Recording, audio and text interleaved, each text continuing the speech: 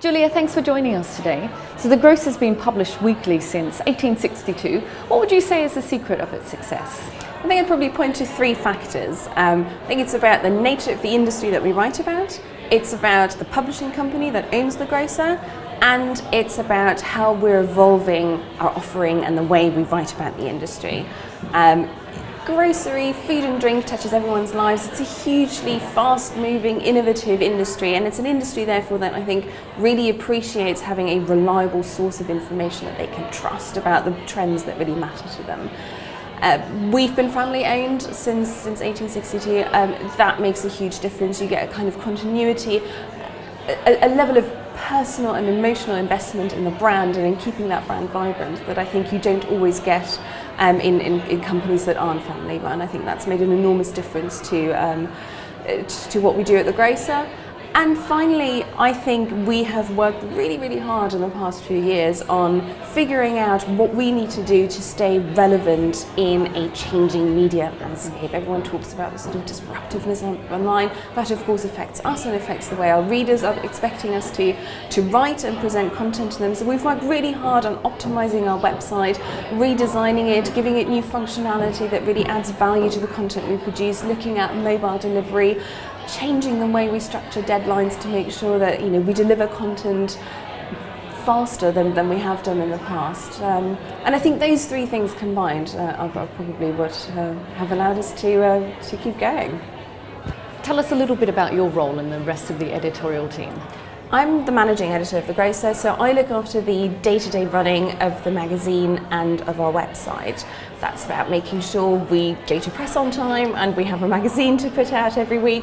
It's about making sure that what is on our website reflects the news agenda of the day. It's about talking to our features desks about upcoming features and working with them.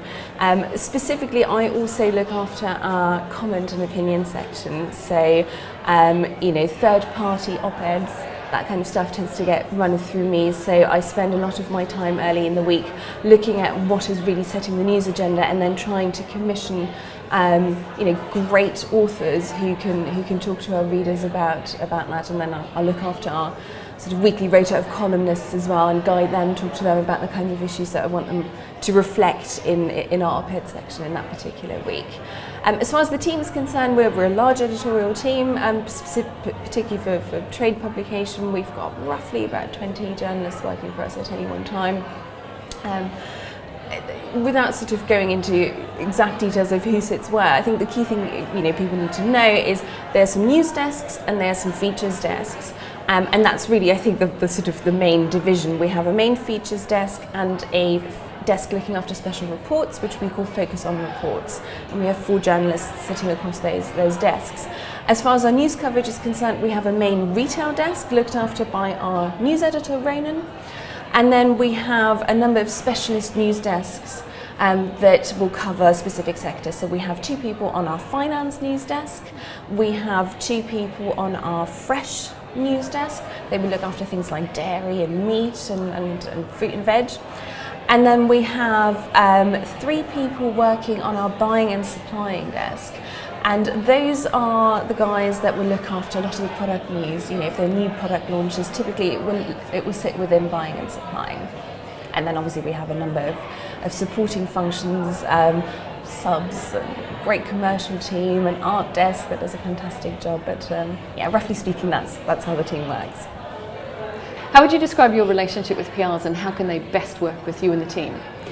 Relationships with PRs are hugely important to us, and we invest a lot of time in building relationships with PRs, and we always appreciate when PRs invest that time back into us and really, getting to know the publication, getting to know our journalists, and really figuring out what kind of content we want. I mean, I always feel very reluctant when people ask, what's your relationship with PRs like? Because of course it varies enormously. I think there's some fantastic people out there who really understand what we want as a publication and who really understand how their clients can fit in with us. And then obviously you get terrible PRs, and I'm sure if you ask any PR, they'd tell you the exact same thing about the journalists they work with. Hopefully not at the Grocer.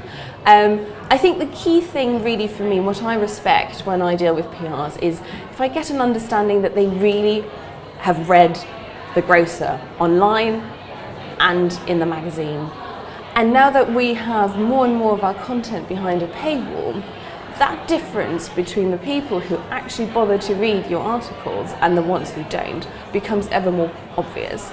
Because you can't just go to the website and just read a free article if you're not actually a subscriber, if this is not part of, a core part of what you want to do in your work. So if you give me the sense that you actually know how my team works, you've read some stuff, you can talk to me about the kind of content I've been working on, the kind of content that Grocer has been working on, that's a great start to a relationship.